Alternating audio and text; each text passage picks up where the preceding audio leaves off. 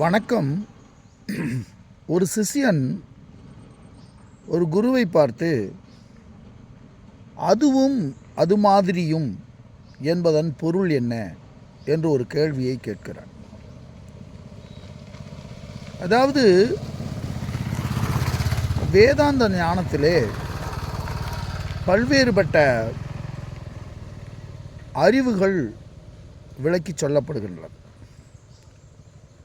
அப்பொழுது அந்த வேதாந்த ஞானத்திலே மகா வாக்கியங்களை நாம் விசாரணைக்கு எடுத்துக்கொள்ளும்போது பல்வேறுபட்ட உதாரணங்கள் அங்கே விளக்கி சொல்லப்படுகின்றன.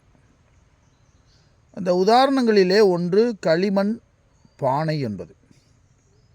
களிமண் என்பது சத்தியம் என்றும் அதன் வடிவமாக வெளிப்படுவது, பானையாக வெளிப்படுவது மித்யா என்றும் விளக்குகின்றோம். அதுபோல பாம்பு கயிறு என்பதிலே கயிறு என்பது சத்தியம் என்றும் பாம்பு என்பது மித்யா என்றும் விளக்குகின்றோம். இதே உதாரணத்தோடு நாம் இந்த பூமியை பார்க்கும்போது சத்தியவஸ்து என்பது ஆத்மா அல்லது பிரம்மம் என்றும், மித்யா என்பது இந்த அகில பிரபஞ்சம் முழுவதும் மித்யா என்றும் விளக்குகின்றோம். அப்போ இவற்றை புரிந்து கொள்ளும்போது இந்த சத்தியமும் இந்த மித்யாவும் எவ்வாறு இந்த உலகத்தை வைத்து நாம் புரிந்து கொள்வது என்று பல்வேறுபட்ட வகையில் சிந்தித்து அறிய வேண்டியது இருக்கிறது. அப்போ சில நேரங்களிலே அந்த அதுதான் இந்த அதுவாக இருக்கிறது என்று சிலர் புரிந்து கொண்டு விட்டு போகிறார்கள். அந்த அது என்பது பிரம்மம்தான் இந்த உலகமாயும் இருக்கிறது என்பது ஒரு வகையான கருத்து. அதில் இருக்கின்ற பிழைதான் இந்த அது அது போன்று இருக்கிறது என்பதனுடைய திருத்தம். அதாவது இந்த உலகம் என்பது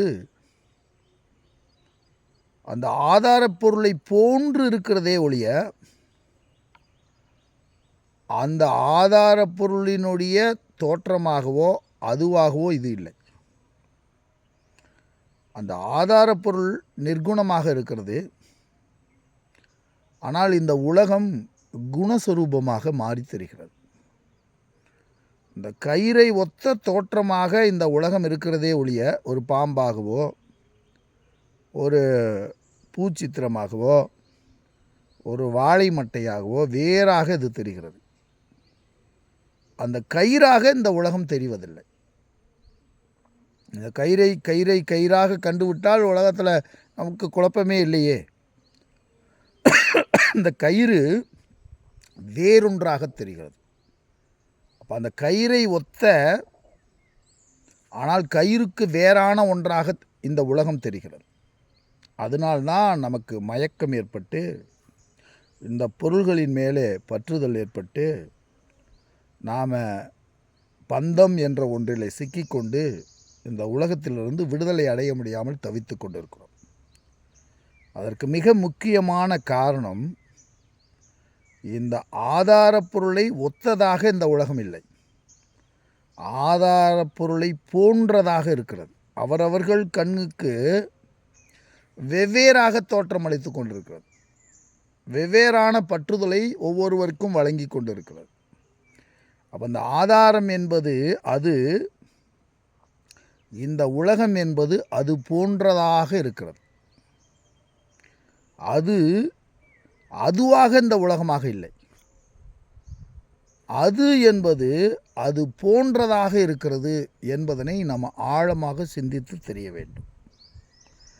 ஏனால் அது ஆதாரப் பொருள் இல்லாமல் அதன் மீது சுமர்த்தப்பட்ட பொருள் இருப்பதற்கு வாய்ப்பில்லை. ஆனால் அது மாறுபட்ட ஒன்றாக, அதாவது விட்சேபிக்கப்பட்ட ஒன்றாக, ஆபரணம் செய்யப்பட்ட ஒன்றாக, ஆபரணம் என்றால் அது மறைத்தல் சக்தியுடன் கூடி ஒன்றை முழுமையாக இல்லை, பாதியாக மறைத்து வேறொன்றாக இந்த உலகம் விச்சயிக்கப்பட்டிருக்கிறது என்பதனைத்தான். அதுவாக இல்லை, அது அதை போன்றதாய் இருக்கிறது என்று அந்த குரு சிஷியனுக்கு விளக்கிச் கூறுகிறார். நன்றியும் வணக்கமும்.